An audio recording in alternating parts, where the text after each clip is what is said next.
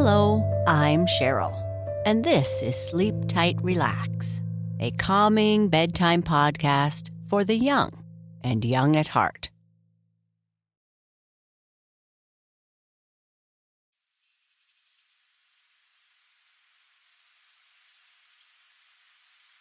In this story, Little Bear wakes up and starts thinking about what he is going to have for breakfast.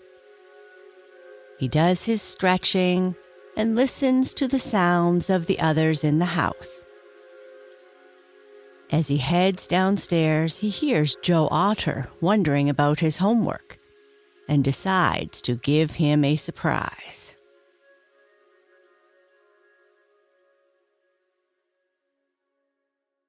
Did you know that in the north, bears sleep in the winter, but they don't hibernate?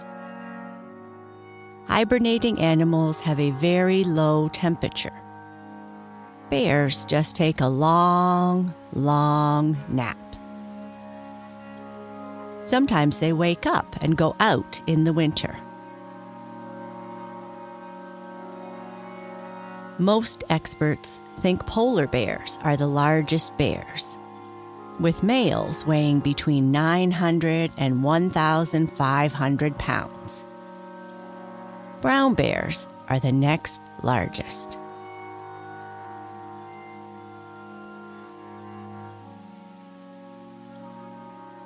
Now, before we continue with our story, let's start by making sure you are comfy and taking some great, big belly breaths. Breathing in slowly through your nose and slowly out through your mouth. Notice how your belly rises as you fill yourself up with air. Breathe in and breathe out. Notice how relaxing it feels as you release the breath.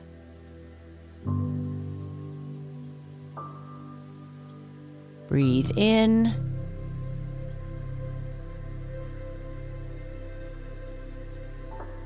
and breathe out.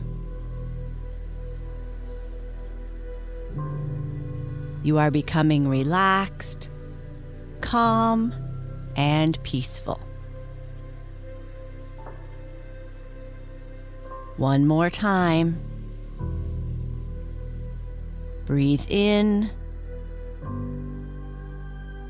Hold. And breathe out. Great. Let's continue with our story.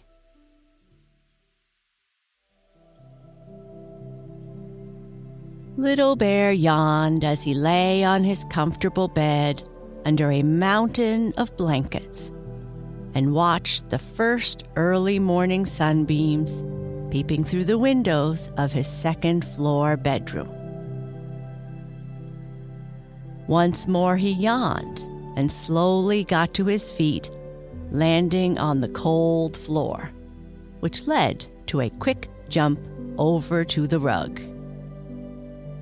It was winter after all, and the floor was cold. Then on the rug, he stood up on his hind legs, reached as high up as he could towards the ceiling, and did his morning stretches and breathing exercises. After that, he yawned until it seemed as if his jaws would crack, and then sat down on the floor with a thump to think about what he wanted for breakfast.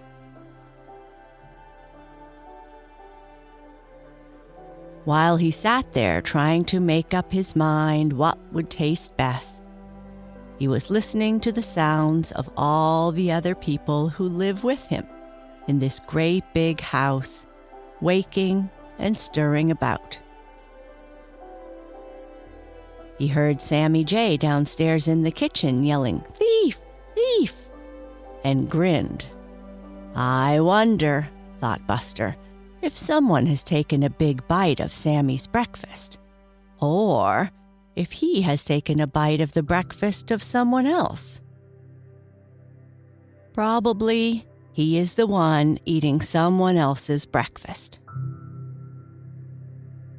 He heard Chatterer the Red Squirrel in his bedroom, talking as fast as he could make his tongue go, and working himself into a terrible state. Must be that Chatterer got out of bed the wrong way this morning, thought Little Bear. He heard Blacky the Crow, who lived in the attic room, cawing at the top of his lungs, and he knew by the sound that Blacky was getting into trouble of some kind.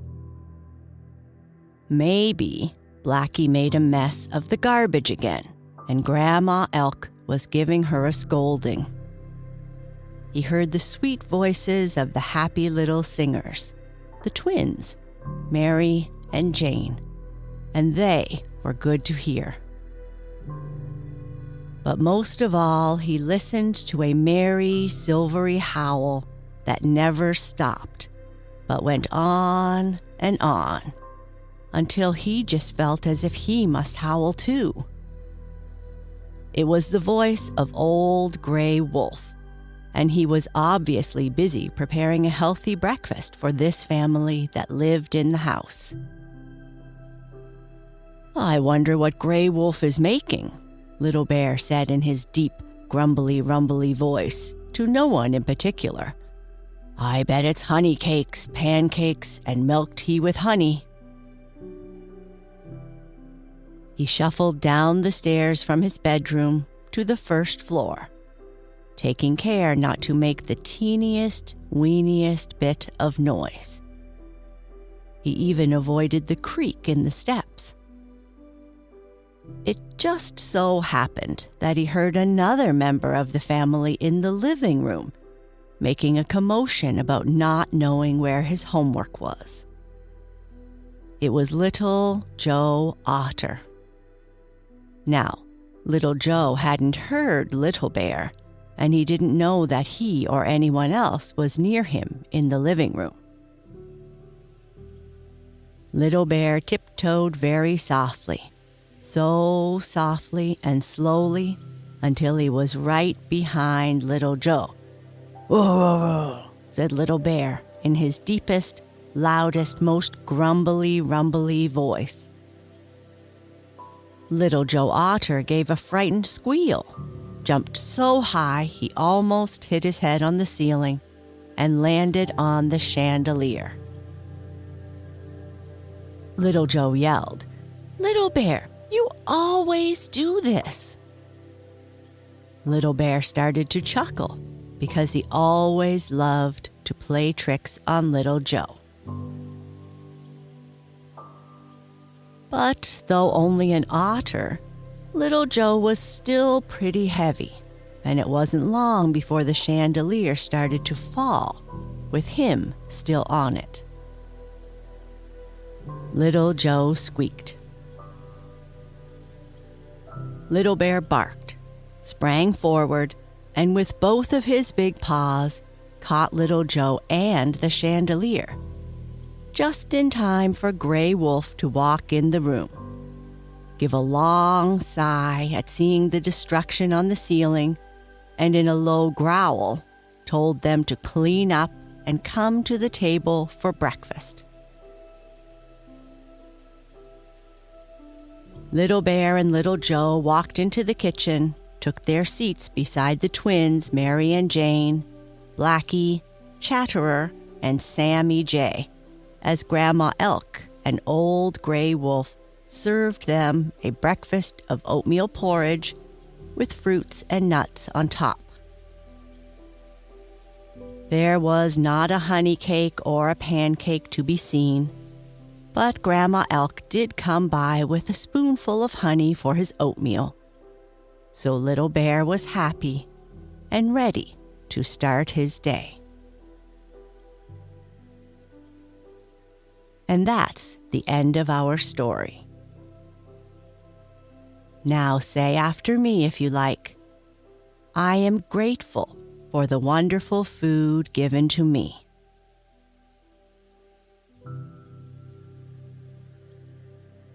I am confident and capable. I am loved. I am calm, relaxed, and peaceful. Sleep tight.